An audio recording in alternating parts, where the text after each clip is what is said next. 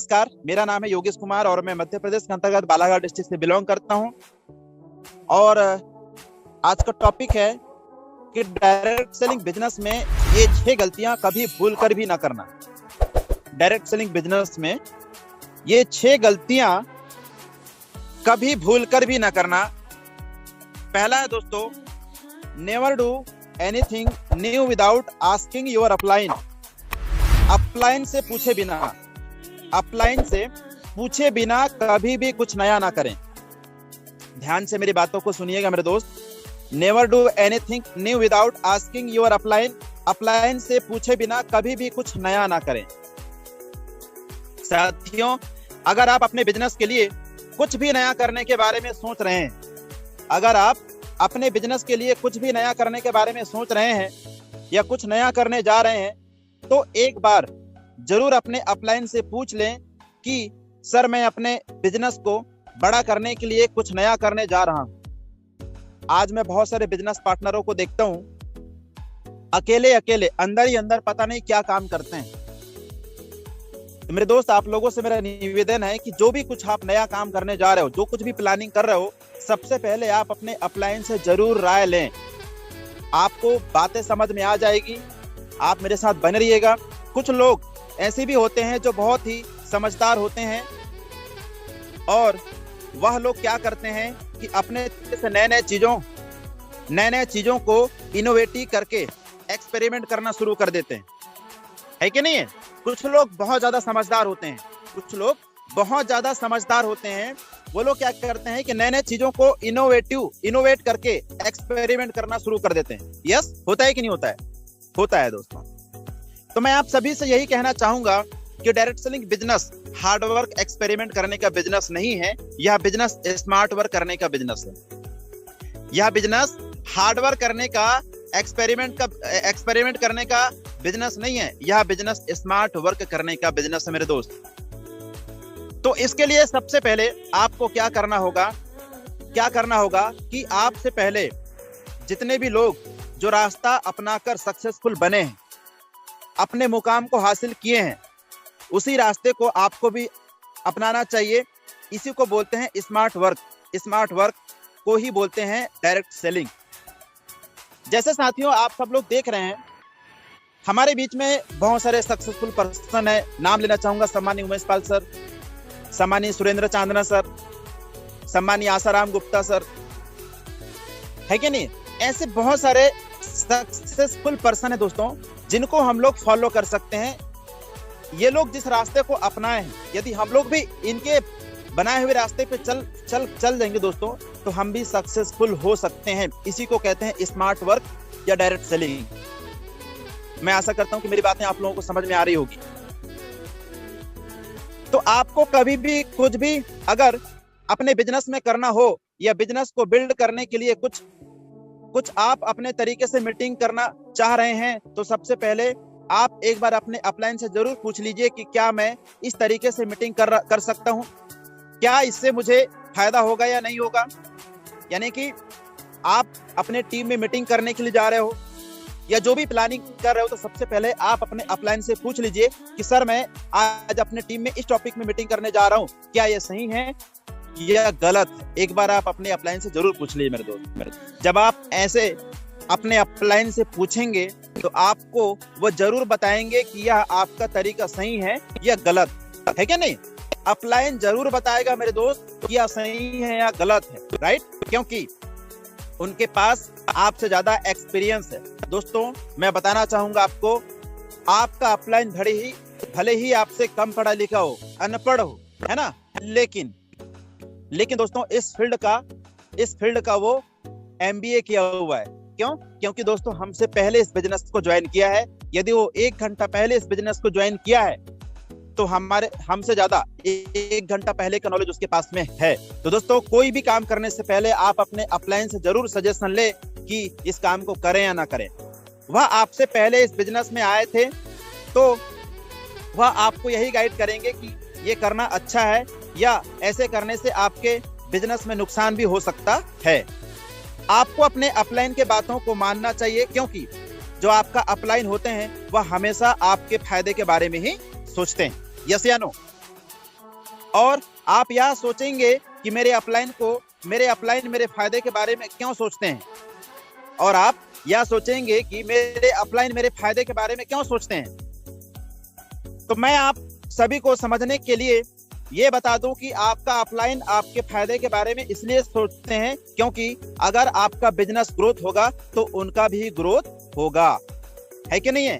क्योंकि कोई भी अपलाइन अपने बिजनेस को नीचे जाता हुआ देखना नहीं चाहता है, वह हमेशा यह चाहता है कि मेरा बिजनेस हमेशा ऊपर की तरफ जाए, यानी कि हमेशा मेरा बिजनेस ग्रोथ करे। कोई भी अपलाइन यह नहीं चाहता मेरे दोस्त कि हमारा बिजनेस नीचे की तरफ जाए, हमेशा हर अपलाइन चाहता है कि मेरा बिजनेस ग्रोथ हो। यस या नो? क्या आप चाहते हैं? इसलिए आप जब भी अपने बिजनेस को बिल्ड करने के बारे में अपने अपलाइन से पूछेंगे तो वो आपको हमेशा सही सजेशन देंगे। उनके सजेशन को आप ध्यान से सुनिए, समझिए और उसको अपने डायरेक्ट सेलिंग बिजनेस में अप्लाई करिए। आपकी सफलता 100% निश्चित है मेरे दोस्त। तो एक बार मुझे हैंड रेज करके बताएं कि कितने ऐसे लोग हैं जो आज से अपने जो भी काम करेंगे तो काम करने से पहले अपने अपलाइन से सजेशन लेंगे। हैंड रेज करके मुझे बताएं। दोस्तों, दूसरी गलती आपको ये नहीं करना है, never do fake promise to your prospect. अपनी गेस्ट से कभी भी झूठे वादे ना करें।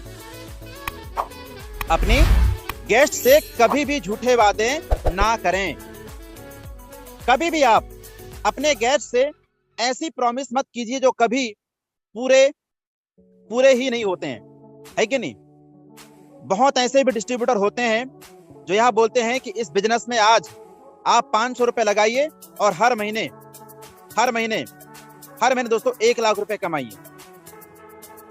हर महीने 1 लाख रुपए कमाइए। देखिए, बातों को ध्यान से सुनिएगा मेरे दोस्त, मैं क्या बोलना चाह रहा हूं। बहुत ऐसे भी डिस्ट्रीब्यूटर होते हैं जो यह बोलते हैं कि इस बिजनेस में आज आप 500 रुपए लगाइए और हर महीने की 1 लाख रुपए कमाइए। क्या ऐसा होता है मेरे दोस्त? तो ऐसा प्रॉमिस हमें नहीं करना है, खासकर नए प्रोस्पेक्ट नए व्यक्ति के साथ में। यदि या फिर आप इस बिजनेस में आज 2000 रुपए लगाइए और हर महीना दोस्तों, यहाँ पे आप देखिए, इकाई दहाई सैकड़ा हजार 10,000 लाख 10 लाख 2000 रुपए लगाइए और आप हर महीना 10 लाख रुपए कमाइए। ऐसे भी डिस्ट्रीब्यूटर हैं जो अपने गेस्ट से इस तरह के वादे करते हैं। दोस्तों, यदि आप इस तरह के वादे करते हैं तो ये गलती आप ना करें। तो आपको कभी भी अपने गेस्ट से ऐसी प्रॉमिस नहीं करना है। जो लोग ऐसे प्रॉमिस करते हैं, उन्हीं लोगों के कारण ही यह डायरेक्ट सेलिंग जो इंडस्ट्री है यह बदनाम हो गई है कि नहीं है? इन्हीं लोगों के वजह से डायरेक्ट सेलिंग इंडस्ट्री क्या हो चुका है? बदनाम हो चुका है दोस्तों, कि आज आप 10,000 रुपए लगाइए और 1 महीने के बाद में आप 1 करोड़ रुपए ले लीजिए। ऐसा होता है क्या? नहीं होता है मेरे दोस्त। तो हमें भी इन बातों को ध्यान रखना है, आपको भी इन बातों को ध्यान रखना है कि गेस्ट से कभी भी झूठे वादाएं नहीं करना है, गलत प्रॉमिस नहीं करना है मेरे दोस्त। जो रियल है वही आपको रियल बताना है, क्योंकि जब कोई नया गेस्ट आता है और डिस्ट्रीब्यूटर के द्वारा बताए गए प्रॉमिस पूरा नहीं होता है तो वह इस बिजनेस को बदनाम करना स्टार्ट कर देता है कि नहीं है? इसलिए आपको कभी भी अपने गेस्ट से इस तरह के प्रॉमिस नहीं करना है, क्योंकि जितने भी लोग इस बिजनेस को अपना सब कुछ मानते हैं, अपना रोजी रोटी मानते हैं, अपने परिवार को चलाते हैं, उन लोगों का आप पूरा जिंदगी बर्बाद कर रहे हैं एक प्रॉमिस करके, है कि नहीं? दोस्तों, हमारे साथ में कई ऐसे डिस्ट्रीब्यूटर आते हैं दोस्तों, जो लोग इस बिजनेस को अपना रोजी रोटी मानते हैं, अपने परिवार को चलाते हैं, और उनके साथ यदि हम गलत प्रॉमिस कर देते हैं तो दोस्तों उनकी जिंदगी बर्बाद हो सकती है। तो यह बिल्कुल ही गलत चीजें हैं। ऐसी गलतियां बिल्कुल भी मत कीजिए। अपने लिए ना सही तो इस बिजनेस में लाखों करोड़ों लोग ऐसे हैं जो इस बिजनेस से अपना घर परिवार चला रहे हैं, उन लोगों के बारे में सोचिए, है कि नहीं मेरे दोस्त? तो हमेशा इन चीजों को ध्यान रखना है। अब हम नेक्स्ट बात करते हैं। तो कभी भी आप अपने गेस्ट से ऐसे फेक प्रॉमिस मत कीजिए कि आप एक महीने में ही करोड़पति बन जाएंगे। इस बिजनेस में आने के बाद आप घर बैठे ही हर महीने लाखों रुपए कमाएंगे, करोड़ों रुपए कमाएंगे। ऐसे फेक प्रॉमिस आप कभी भी मत कीजिए मेरे दोस्त। कभी भी ध्यान रखना, ऐसे गलत प्रॉमिस नहीं करना है, क्योंकि उसकी जिंदगी बर्बाद हो सकती है। मैं अधिकतर करके कई लीडरों के मुंह से सुनता हूं मैं, और दोस्तों ये एक्सपीरियंस है ना? तो हमें ऐसा नहीं शेयर करना है ना, हमें ऐसा बताना है। आप भी इस बात को हमेशा ध्यान में रखिए और अपनी टीम को भी इस बात के बारे में बता दीजिए कि अगर आप भी अपने गेस्ट से ऐसे फेक प्रॉमिस करेंगे तो आपका टीम टूट जाएगा, आपका टीम टूट जाएगा। होता क्या है मेरे दोस्त, जब हमारे साथ कोई नया व्यक्ति आता है और हम उसको ऐसे गलत तरीके के प्रॉमिस करते हैं, गलत वादाएं करते हैं और वो वादा पूरा नहीं होता है, तो आप मुझे बताइए क्या वो व्यक्ति हमारे साथ बिजनेस करेगा? आप ही बताएं, क्या वो व्यक्ति हमारे साथ में बिजनेस करेगा? नहीं, वो डायरेक्ट सेलिंग को बदनाम करेगा। आप जिस बिजनेस को कर रहे हो उस बिजनेस को वो बदनाम करेगा और आपको भी बदनाम करेगा, है कि नहीं? तो हमें ऐसे कभी भी गलत वादा नहीं करना है। आप जितना भी पैसा कमा रहे हैं उससे आप एकदम जीरो पे आ जाएंगे, तो आप कभी भी अपने गेस्ट से फेक प्रॉमिस मत कीजिए। तो कितने लोग हैं दोस्तों जो आज से अपने गेस्ट से फेक प्रॉमिस नहीं करेंगे? तीसरी गलती आपको ये नहीं करना है, इनवाइट प्रोस्पेक्ट प्रॉपरली। गेस्ट को ठीक से आमंत्रित करें, गेस्ट को ठीक से आमंत्रित करें। आमंत्रित करना एक कला है मेरे दोस्त और ये बहुत बड़ा टॉपिक है। आज हम बिजनेस को कर तो रहे हैं लेकिन गेस्ट को आमंत्रित जैसे हमको करना चाहिए उस तरीके से हम कर नहीं रहे। बहुत सारे लोग ऐसे भी हैं जो इनवाइट करते समय बहुत ही गलत तरीके से इनवाइट करते हैं। तो अपने गेस्ट को इनवाइट करने का सही तरीका कुछ इस तरह का होना चाहिए। आप जब भी किसी को भी इनवाइट कीजिए तो उससे आप यह बोलिए कि सर क्या आप उस टाइम रहेंगे जिस टाइम हम लोग आपके पास आ रहे हैं।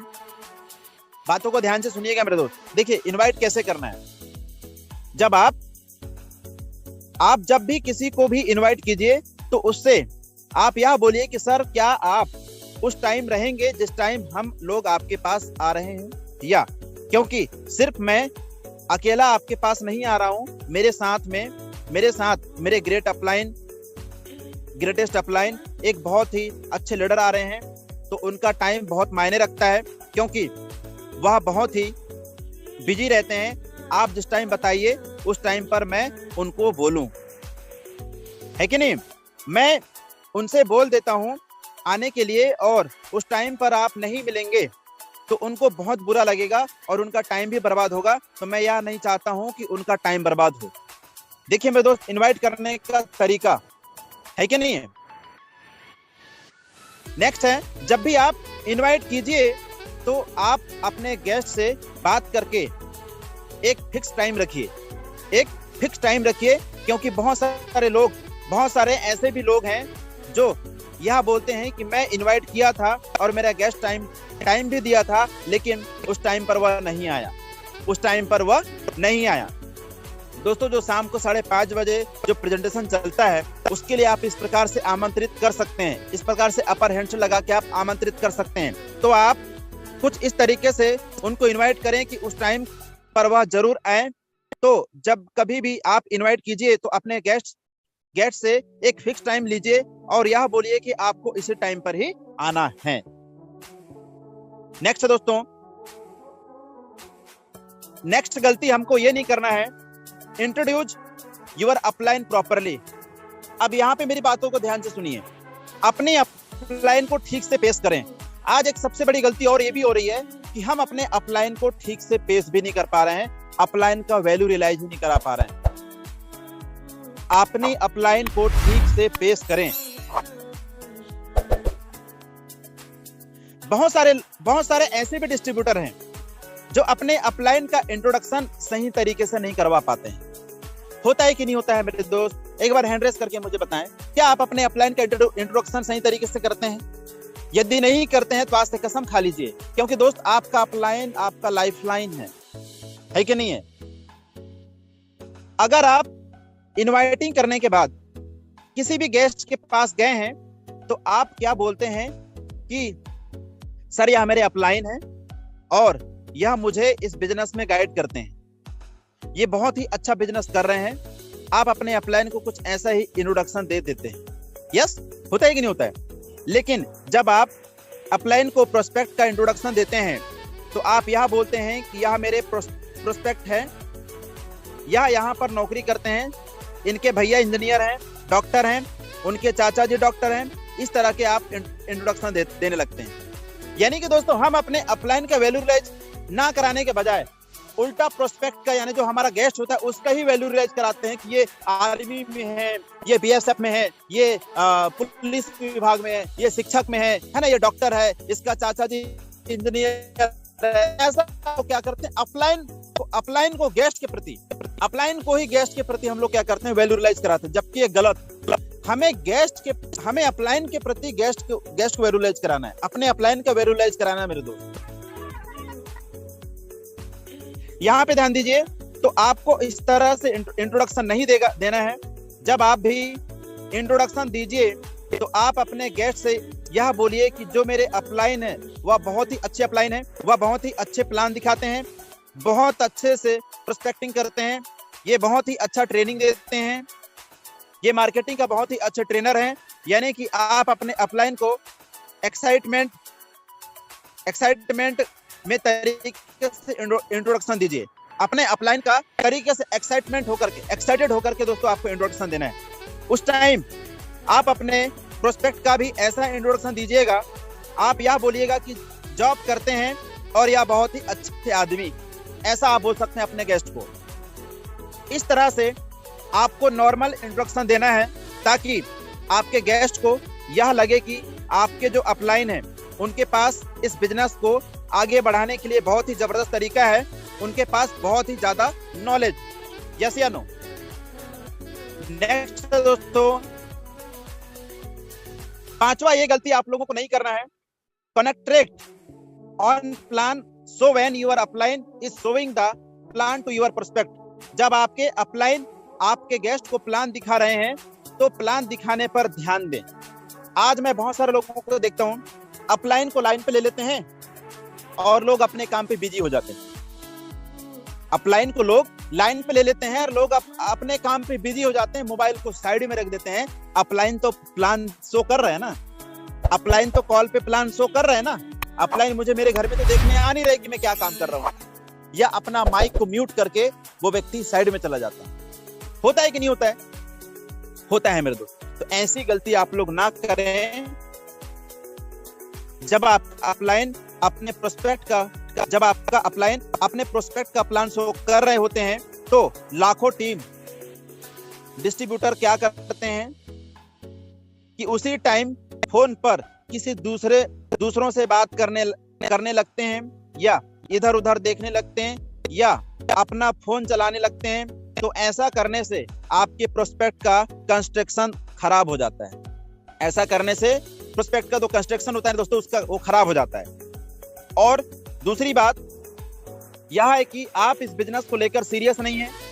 आपके प्रोस्पेक्ट को ऐसा लगेगा, वह सोचेगा कि यह तो इस बिजनेस में अपना टाइम पास कर रहे हैं, है कि नहीं? जब आपका फोकस यदि प्लान शो पे नहीं है तो आपका बिजनेस बोलेगा ये तो टाइम पास कर रहा है, ये अपने बिजनेस को लेकर के सीरियस नहीं है। और ऐसे सोचकर वह भी इस बिजनेस को छोड़ देगा और ऐसे आपका भी टीम खराब होता चला जाएगा। अगर वह ज्वाइन भी करेगा तो इतने अच्छे से काम नहीं करेगा, क्योंकि जब आपको वह देखेगा कि आप इस बिजनेस में ध्यान नहीं दे रहे हैं तो वह भी ध्यान नहीं देगा। ये 100% सत्य बात है मेरे दोस्त, ये हो रहा है, ये रियली हो रहा है। यदि आप इस बिजनेस में सीरियस नहीं है तो आपके साथ जो टीम है वो टीम भी दोस्तों सीरियस नहीं है कि नहीं?